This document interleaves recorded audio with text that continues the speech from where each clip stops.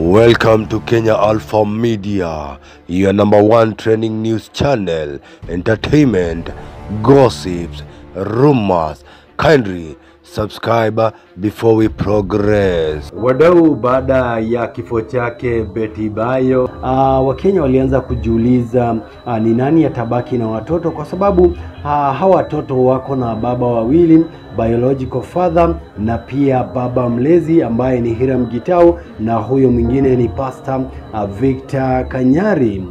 Na kukawa kwamba kuna wale ambao wanajaribu kuegemea Pastor Kanyari, na kuna wengine wakawa wanaegemea Hiram Gitau aka Tasha. Kwa wale ambao walikuwa wanaegemea upande wa Tasha, walisema kwamba Kanyari hana maadili mema ya kuwa baba na kuishi na hawa watoto, kwa sababu he is full of drama na sarakasi day by day.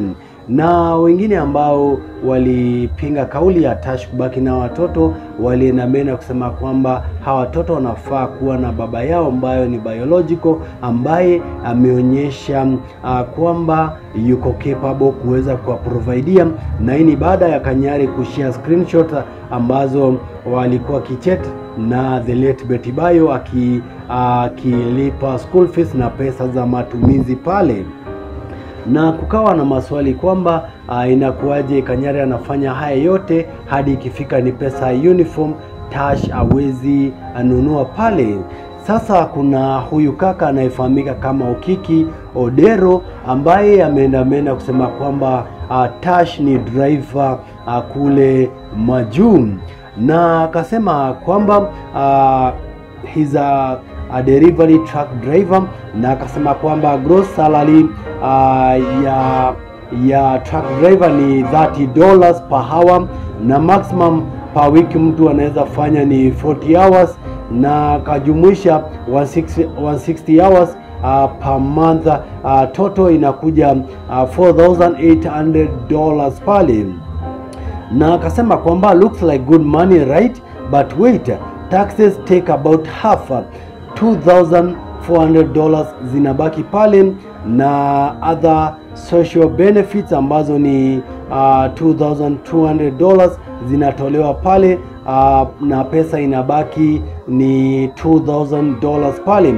Na akasema kwamba expenses ambazo huyu kaka atainkaa pale ni a dilapidated 1-bedroom apartment seto ambayo ni $1,200, remaining ni $1,000. Utilities kama electricity, water, TV, gas ni $400.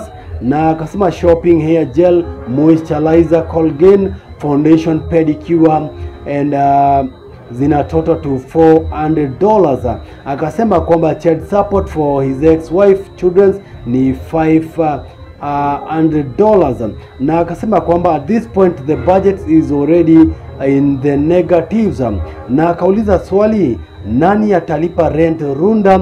Who shall fuel the TX? Who shall buy a handkerchief for the children, leave alone a Christmas outfit?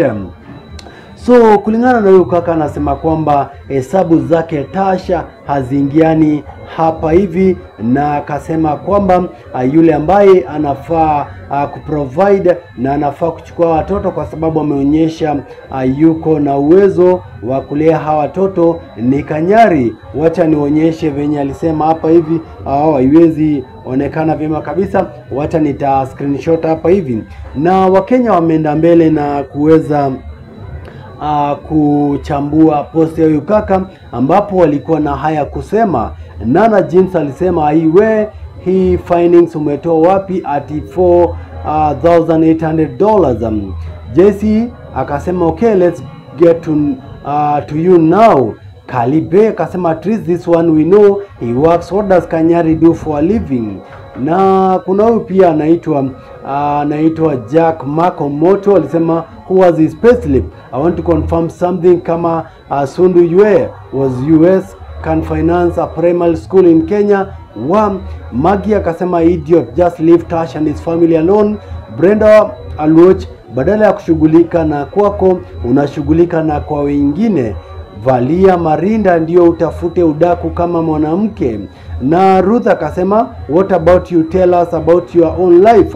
Winnie akasema, I told you all Kenyans are powerful reporters and journalists of other people's lives. Anyway, it's well. Sally Kaleke akasema, people have other sources of income, please don't judge anyone. Atieno Meririza akamaliza na kusema, na wewe unapata pesa ngapi? Before you write all this composition, wewe unapata ngapi? May Betty so rest in eternal peace.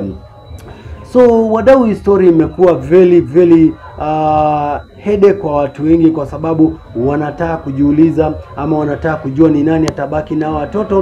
Na pia kuna fununu ambazo zimekuwa zikienea kwamba Pastor Victor Kanyari amemshtaki Tasha na kumpeleka mahakamani, na kesi yao inafaa kuanza next week Friday pale Milimani Court, kwa sababu Kanyari anataka custody ya hawa watoto liwe liwalo. Wadau, what's your comments about this?